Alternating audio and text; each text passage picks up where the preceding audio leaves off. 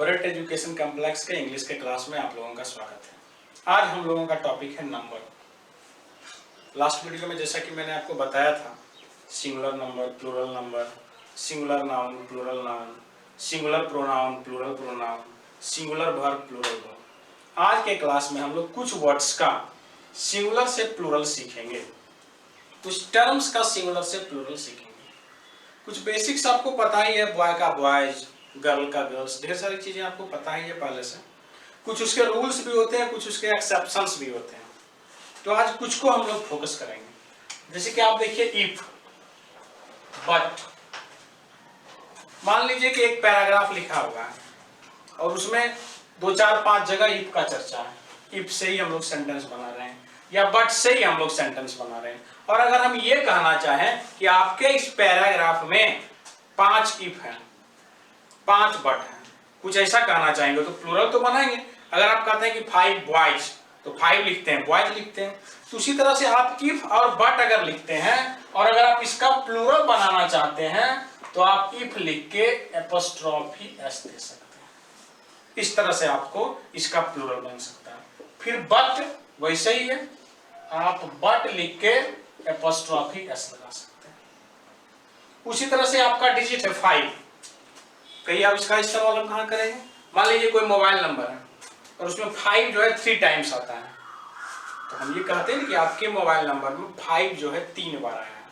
तो अगर आप इसको इंग्लिश में लिखिएगा कि आपके मोबाइल नंबर में 5 3 टाइम्स, यानी 3 और 5 है, तो 3 5 है, आप 3 बॉयज लिखते हैं, 3 गर्ल्स लिखते हैं। तो आप 3 5 जब लिखिएगा तो 5 का प्लूरल बनाइएगा ना, तो फिर उसका प्लूरल भी हम लोग उसी तरह बनाते हैं।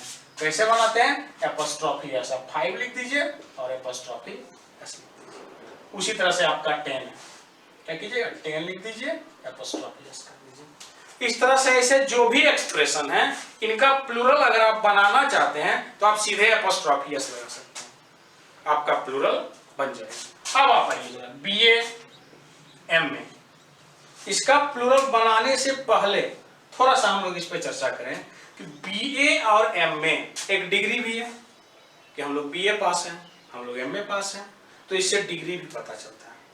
दूसरी बात इससे ये है कि जिस आदमी के पास ये डिग्री है वो ये भी तो कर सकता है कि मैं बीए हूं, मैं एमए हूं। अगर वो ये कहता है कि मैं बीए हूं, मैं एमए हूं, तो यहां से किसी स्पेसिफिक पर्सन, किसी आदमी का पता चलता है और एक जगह आपका डिग्री का भी पता चलता है। तो जब इससे डिग्री का पता चले, जब इससे डिग्री का पता चले तो आप इसमें एपोस्ट्रोफी एस लगा सकते हैं, BA apostrophe S, MA apostrophe S. और जब इससे इंसान का पता चले, व्यक्ति का पता चले, तो आप सीधे इसमें एस लगा सकते हैं, बीए एमए। अगर इससे डिग्री का पता चले तो आप एपोस्ट्रोफी एस लगाइए। अगर आप ये कहते हैं, आप अगर डबल एमए है, 2 बार आप एमए किए, तो आप कहते हैं मेरे पास 2 एमए की डिग्री, तो वहां अगर आप प्लूरल बनाते हैं तो आप एपोस्ट्रोफी एस लगाइए। और किसी पर्सन, किसी व्यक्ति के बारे में अगर आप कहते हैं और वहां प्लूरल बनाने की अगर जरूरत होती है तो आप सीधे एस लगाइए। एमपी, उसी तरह आप एस लगाइए। जॉन, नाम है किसी का, आप सीधा एस लगाइए। कोई प्रॉपर नाउन हो, अगर उसका प्लूरल आप बनाना चाहते हैं तो आप उसमें एस लगा सकते हैं। यानी कोई सिंबल हो, कोई डिजिट हो, कोई टर्म हो, इफ हो, बट हो, तो इन सारे में आप क्या लगा सकते हैं? प्लूरल बनाने के लिए एपोस्ट्रोफी एस लगा सकते हैं। ये फर्स्ट फॉर्मूला। जैसे स्टार का ही साइन है, आप दे देते हैं, तो उसका भी प्लूरल बनाना चाहते हैं तो आप एपोस्ट्रोफी एस लगा सकते हैं। और अगर किसी का नाम हो, कोई पर्सन हो, तो आप सीधे उसमें एस लगा सकते हैं। जैसे बीए से ये पता चले कि हम किसी इंसान के लिए यूज कर रहे हैं कि ये बीए है, तो आप एस लगा सकते हैं। उसी तरह से जॉन, किसी का नाम है, तो आप प्लूरल बनाने के लिए क्या कर सकते हैं? एस लगा सकते हैं। अब आप आइए डेटम। ये सारा लैटिन का एक्सप्रेशन है। डेटम में आप क्या कीजिएगा? U1 को हटा दीजिएगा और उसके जगह पर ए लिख दीजिएगा, तो डेटम आपका सिंगुलर हुआ और डेटा आपका प्लूरल हुआ। आप क्या कीजिएगा? डेटम में UM को रिप्लेस कर दीजिएगा और उसके जगह पर ए लिख दीजिएगा, तो डेटा आपका प्लूरल हो जाएगा। हालांकि आज की तारीख में डेटा को ही लोग सिंगुलर भी मानते हैं और डेटा को ही लोग प्लूरल भी मानते हैं। तो अगर आपको कहीं डेटम लिखा हुआ है तो आप उसका प्लूरल डेटा बनाइए। अगर आपको सिंगुलर और प्लूरल दोनों एक्सप्रेशन में यूज करने की आवश्यकता है तो आप डेटा का भी इस्तेमाल कर सकते हैं। द डेटा इज करेक्ट, ये भी सही होगा। द डेटा आर करेक्ट, ये भी आपका सही होगा। आप दोनों यूज कर सकते हैं।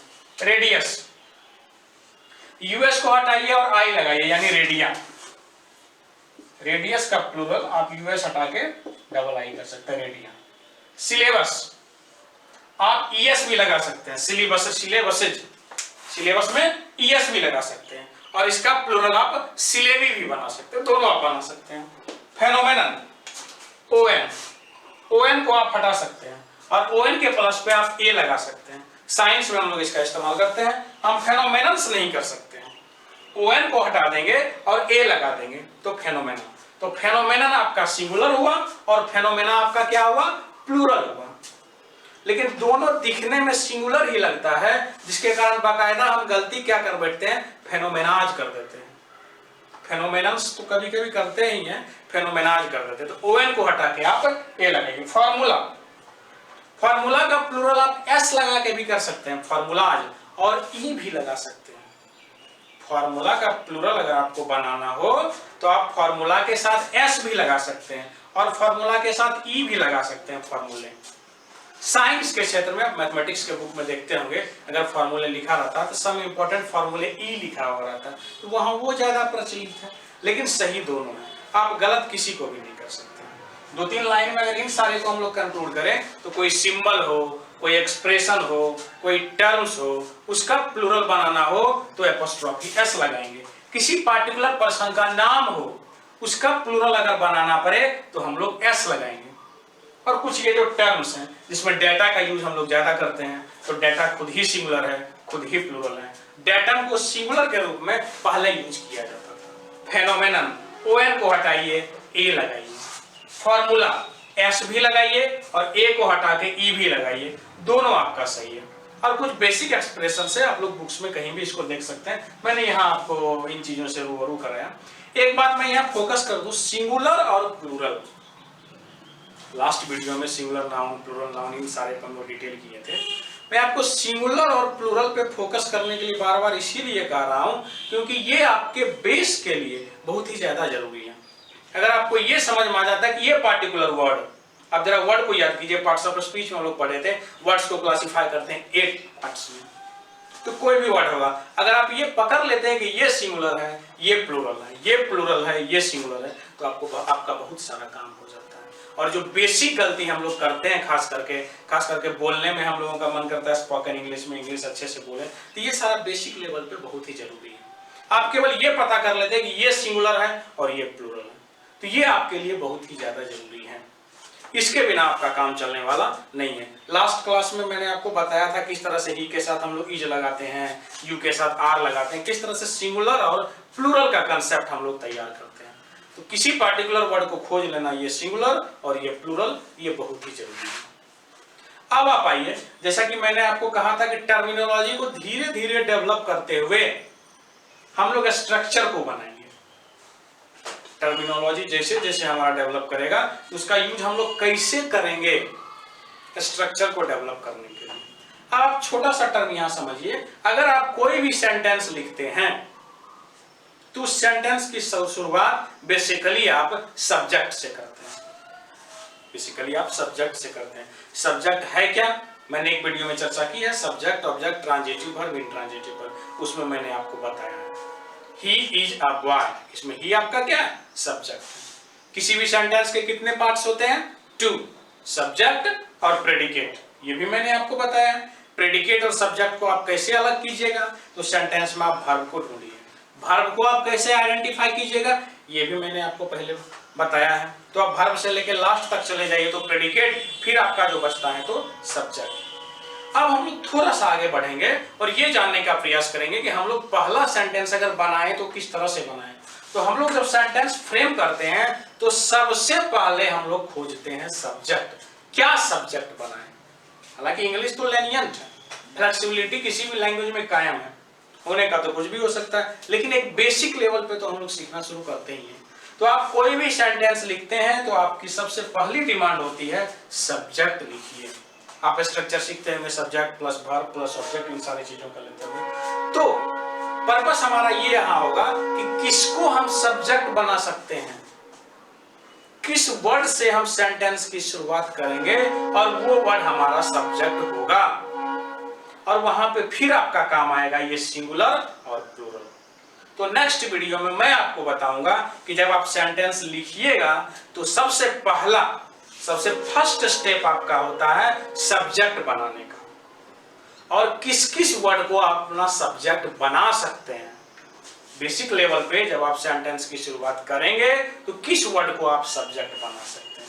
जैसे दिस इज ए बॉय में दिस आपका सब्जेक्ट है, तो सवाल यहाँ ये उठ सकता है कि दिस से ही सेंटेंस की शुरुआत क्यों हुई, दिस को सब्जेक्ट माने क्यों, ऐसा क्या फॉर्मूला है, क्या टर्म्स है जिससे हम लोग भी खुद ही प्रेम कर सकते हैं कि ये हमारा सब्जेक्ट होगा, क्या क्या संभावना बनती है जिसको हम सेंटेंस का सब्जेक्ट बना सकते हैं। क्योंकि जब भी हम सेंटेंस लिखने की शुरुआत करेंगे तो सब्जेक्ट से ही करेंगे। तो इस कड़ी में इतने वीडियो के बाद पहले क्लास में हम लोग अब ये आए हैं कि अपने स्ट्रक्चर को कैसे बनाएं, और जो ही आप स्ट्रक्चर लिखने की शुरुआत करते हैं तो ही आपके पास सबसे पहला सवाल ये उठता है कि किस वर्ड से हम अपने सेंटेंस की शुरुआत करें। और आपका सबसे फर्स्ट वर्ड होता है सब्जेक्ट, क्योंकि आप कहीं भी पढ़े होंगे subject plus verb plus object, इस तरह का एक्सप्रेशन आता है। तो आप किसको सब्जेक्ट मानिएगा, दिस को मानिएगा कि ही को मानिएगा। यहां तक के क्लास में हम लोग कुछ पढ़ चुके हैं कि हम लोग सब्जेक्ट को फाइंड आउट कर सकें, और सब्जेक्ट को फाइंड आउट करने के लिए या सब्जेक्ट बनाने के लिए कुछ टर्म्स की और जरूरत होती है। तो उसको हम लोग इसी हेडिंग में डालेंगे कि हाउ टू मेक सब्जेक्ट। हम लोग अपने सेंटेंस का सब्जेक्ट क्या क्या बना सकते हैं। फिर सब्जेक्ट से जब हम लोग आगे बढ़ेंगे, ज्यों ज्यों जरूरत होगी त्यों त्यों हम लोग इस पैटर्न को फॉलो करेंगे, और एक समय के बाद हम लोग सेंटेंस बनाने के लिए तैयार हो जाएंगे और बोलने के लिए भी तैयार हो जाएंगे। इसीलिए अगले वीडियो में हम लोग इस बात पे चर्चा करेंगे कि किस किस वर्ड को आप सब्जेक्ट बना सकते हैं। दूसरी बात मैं आपको बता दूं कि आज के डेट में स्पोकन इंग्लिश का बहुत ही क्रेज है। कोई भी इंसान हो, किसी भी एज ग्रुप का हो, वो चाहते हैं कि इंग्लिश बोलें। चाहते तो जरूर हैं, लेकिन इसके लिए किस किस चीज की आवश्यकता होती है। तो एक छोटा सा एडवाइस मैं यहां आपको देना चाहता हूं कि आप किसी इंस्टीट्यूशन को ज्वाइन मत कीजिए, आप मेरा वीडियो मत देखिए, आप बुक्स कुछ मत कीजिए। पहले से आपको बहुत कुछ पता है, कुछ इंग्लिश के वर्ड्स आप जानते हैं, कुछ सेंटेंसेस जानते हैं। आप सबसे फर्स्ट एंड फॉरमोस्ट सबसे पहला काम आप ये कीजिए कि अपने डेली कन्वर्सेशन में जितना ही आप जान रहे हैं, आप अपने हिंदी के सेंटेंस में ही छोटे छोटे इंग्लिश वर्ड का इस्तेमाल कीजिए। जैसे कलम को इंग्लिश में पेन बोलते हैं, जानते तो हैं, तो आप इसको अपने टंग पे लाइए और अपने डेली कन्वर्सेशन में आप पेन बोलिए, आप बुक बोलिए। आप जान रहे हैं, और जो थोड़ा बहुत आप नहीं जान रहे हैं, ढेर सारा रिसोर्सेस आज की तारीख में, मोबाइल है, गूगल है, इंटरनेट है, सब कुछ है। आपको जूनियर्स भी हिंट कर सकते हैं, सीनियर्स से भी पूछ सकते हैं। तो आप अपने हिंदी कन्वर्सेशन में छोटे छोटे इंग्लिश वर्ड को लाइए। जैसे आप मान लीजिए कि आपको दिस इज ए बुक बोलना है। अगर आप बुक बोलने का रियाज पहले से कर चुके हैं और जब आप इसको सेंटेंस में पिरोइएगा तो हो सकता है कि आप दिस आर बुक्स बोल दीजिएगा, लेकिन इतना तो बोल दिए। अब जब सीखेंगे तो वहां इज लगा देंगे, ए लगा देंगे, बुक कर देंगे। तो इस रिवाज को, इस ट्रेडिशन को धीरे धीरे आप शुरू कीजिए, और मुझे पूरा भरोसा है कि एक समय के बाद अगर आप इसको रेगुलर रखते हैं तो एक समय के बाद आप ऑटोमेटिक बोलना शुरू कर दीजिएगा। और फिर मैं धीरे धीरे आपके लिए फिर अगले एडवाइस पे भी आऊंगा। तो आज के डेट में स्पोकन इंग्लिश जो कि बहुत ही जरूरत है, और कुछ लोगों की तरफ से ये सवाल भी आया था कि इन सारी चीजों को पढ़ने की क्या आवश्यकता है, इंग्लिश बोलने की आवश्यकता है, और उसके लिए कि बताइए कि मैं क्या करूं। तो जरूरत तो इन सारी चीजों की भी है, लेकिन आप सबसे फर्स्ट वर्क यही कीजिए कि जो आपके पास है, आप अपने इंग्लिश वर्ड्स का इस्तेमाल जो भी आप जान रहे हैं अपने हिंदी कन्वर्सेशन में कीजिए, डेली लिविंग में कीजिए। आप इस तरह का प्रैक्टिस कुछ कीजिए, इससे हो ना हो कुछ फायदा आपको मिलने ही वाला है।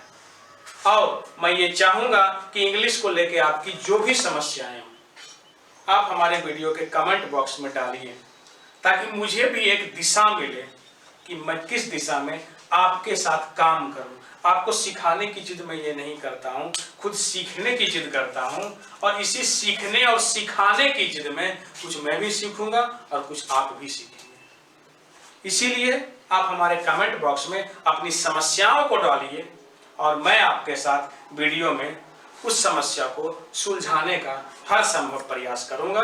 तो अगला वीडियो हमारा डेडिकेटेड होगा सब्जेक्ट किस तरह से बनाएं। जब भी आप सेंटेंस लिखने की शुरुआत करते हैं तो सबसे पहला सवाल आपके जेहन में यही उठता है, किस वर्ड का हम इस्तेमाल करें सबसे पहले। तो सबसे पहला वर्ड आपका क्या होगा? सब्जेक्ट। और कौन कौन सा वर्ड सब्जेक्ट हो जाता है, हो सकता है, हम लोग बना सकते हैं, इस पे चर्चा मैं करूंगा। और आपको कोई भी अगर समस्या हो तो आप हमारे क्वेश्चन को कमेंट बॉक्स में डालिए। धीरे धीरे, और इस पर काम चल रहा है, हमारे वीडियो के लास्ट में आपको कुछ दिनों के बाद एक टेलीग्राम चैनल भी मिलेगा, जिसके तहत आप हमसे जुड़ सकते हैं, अपनी समस्याओं को डाल सकते हैं, और जो भी वीडियो हम लोग बना रहे हैं उस पर क्वेश्चंस आपको मिलेंगे, उस पर आंसर्स आपको मिलेंगे।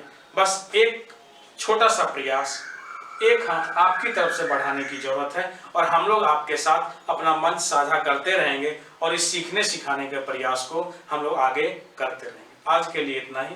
थैंक यू, धन्यवाद।